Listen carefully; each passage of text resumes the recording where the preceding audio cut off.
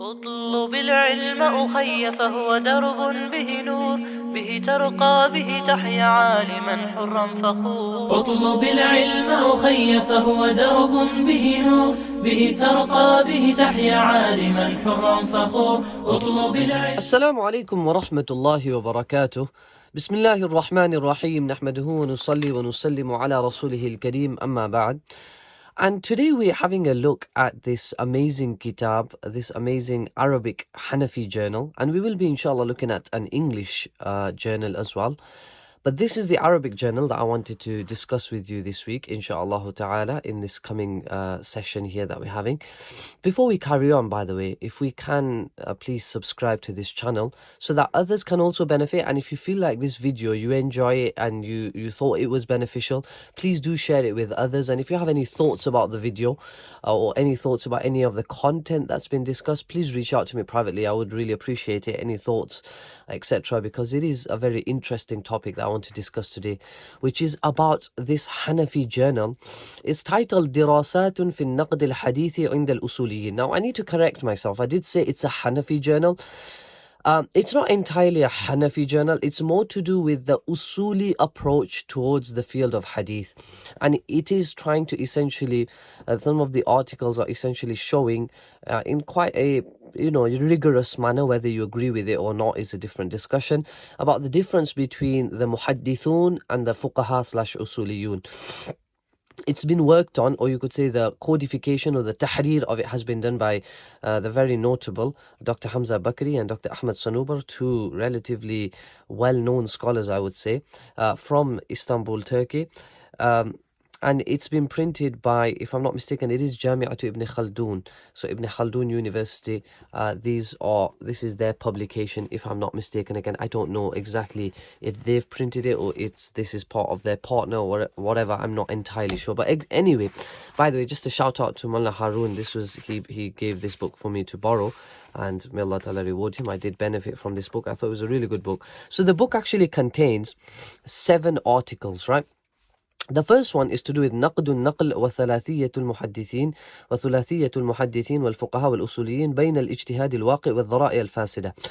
Now, let me just clarify from the start. The 3 articles that I have read from this journal is وظيفة المحدث الناقد ووظيفة الفقيه الأصولي.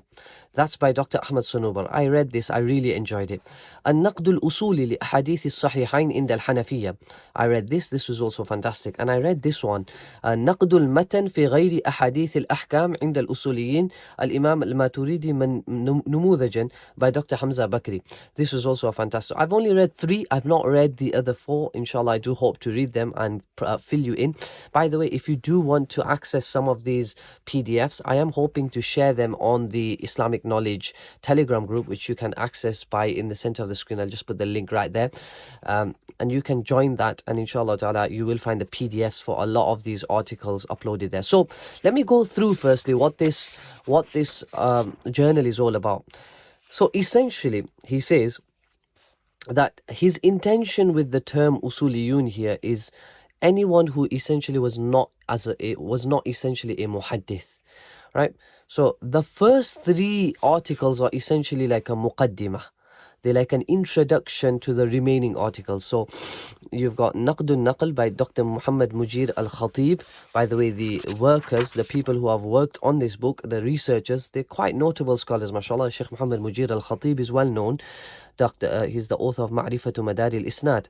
You've got Dr. Ahmad Sanubar, the author of Min al-Nabi sallallahu alaihi wasallam al-Bukhari. You've got Dr. Haytham Khazna, the author of At-Tatawwur al-Fikr al-Usuli al-Hanafi. You've got Dr. Nabil ibn Ahmed Balhi, he's quite active on Twitter. Muhammad Ayman al-Jamal, I'm not sure much about him.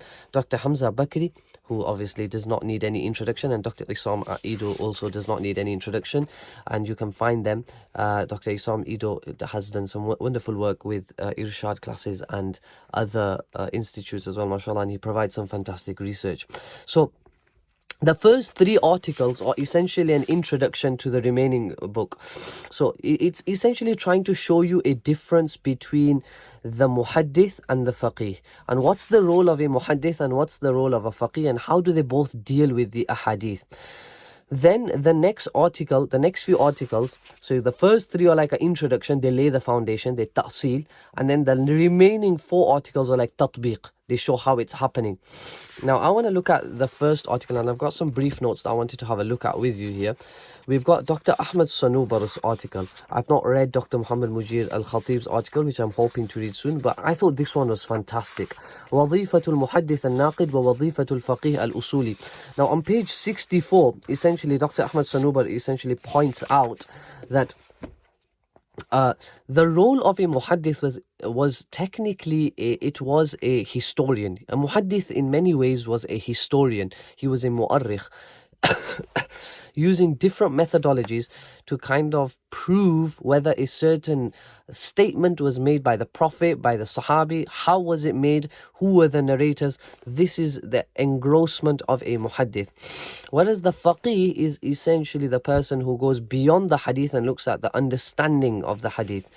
So he says here, he says on page 64, if I'm not mistaken, it was on page 64. He says إذ طلعت بمنهجية he says وهاتان الوظيفتان قائمتان في العلوم الإسلامية قياما واضحا إذ طلعت بمنهجية التوثيق التاريخي ومهمة التاريخ للوثائق والتحقق التاريخي من الحوادث فئة تأهلت لذلك كل التأهل. So one group were specialized in the field of ensuring that a certain event occurred in the past. وصرفت فيه حياتها وانشغلت به وله وهي فئة المحدثين. Then the second group would explain with what the first group would provide, which is where we get the whole idea of al-muhaddithun being the صيادلة and the fuqaha being the atibba.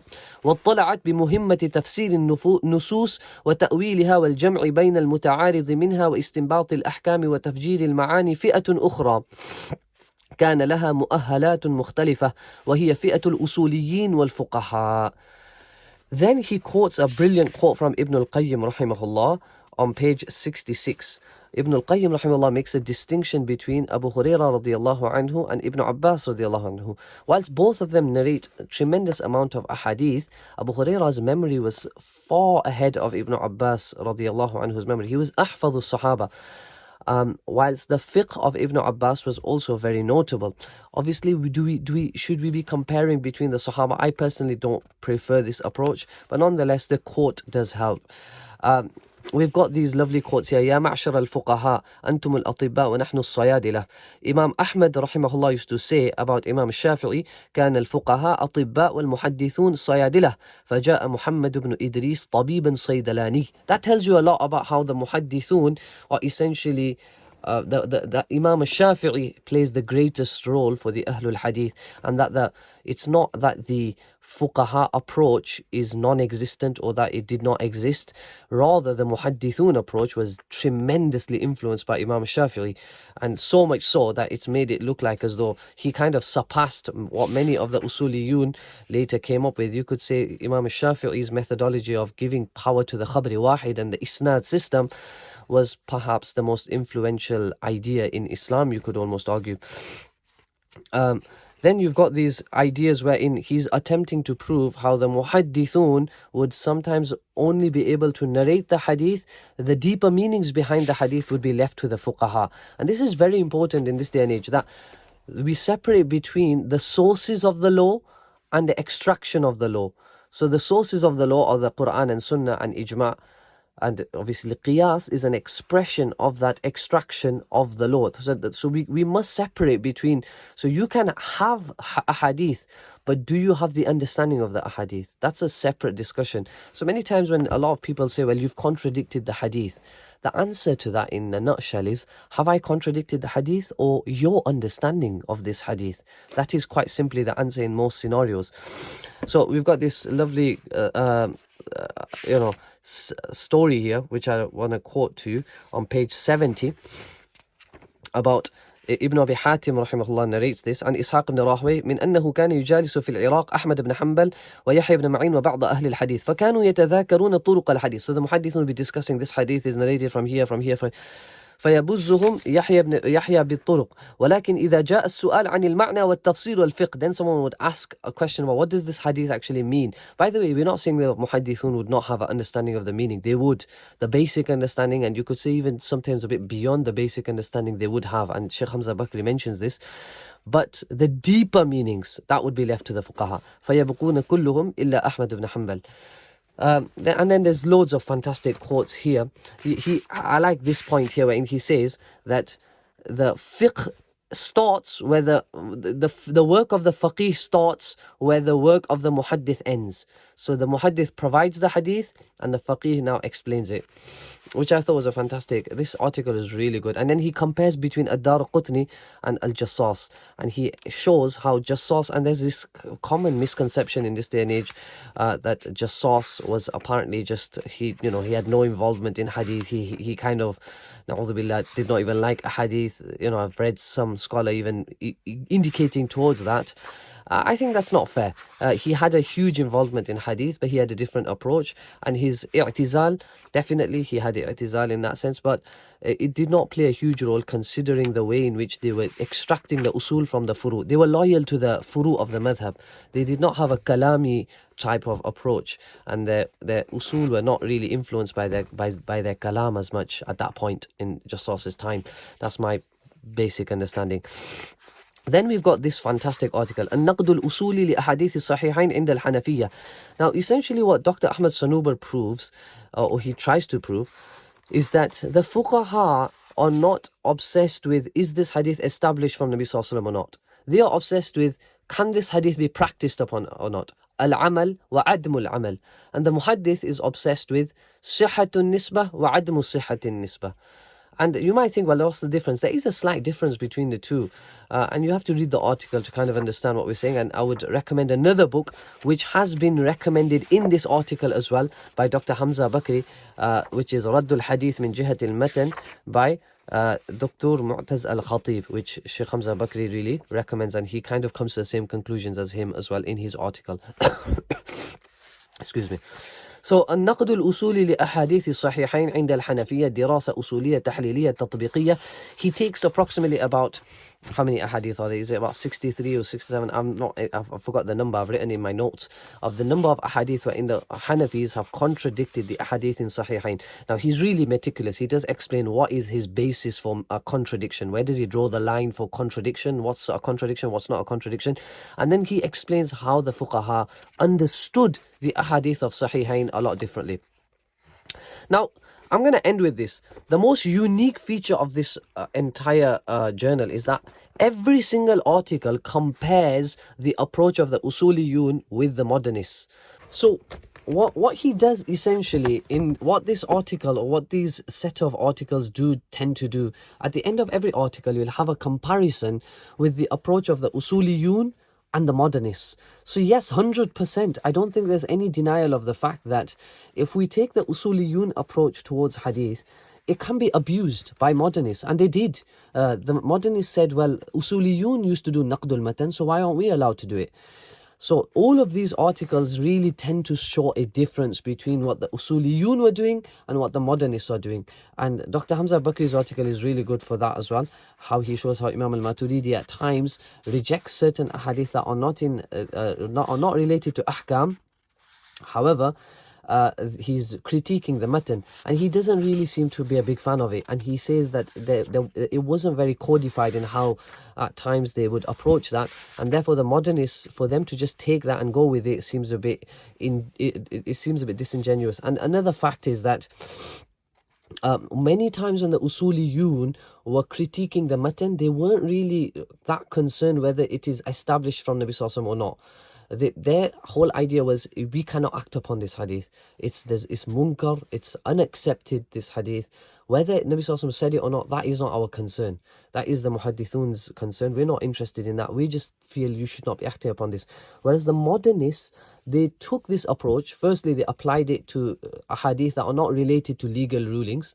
So, for example, the running of the stone away from Musa alayhi salam. they applied it to those types of ahadith where the Usuliyyin wouldn't even really be concerned with those types of ahadith. And secondly, they started rejecting the nisbah to Nabi Sallallahu Alaihi Wasallam, which is not something that the Usuliyyin would do very regularly. They would usually just feel that the matan cannot be acted upon. In any case, I think this book is really fantastic. I think it's really beneficial. The journal is something which, it would be really good if we could get access to it in the UK as well.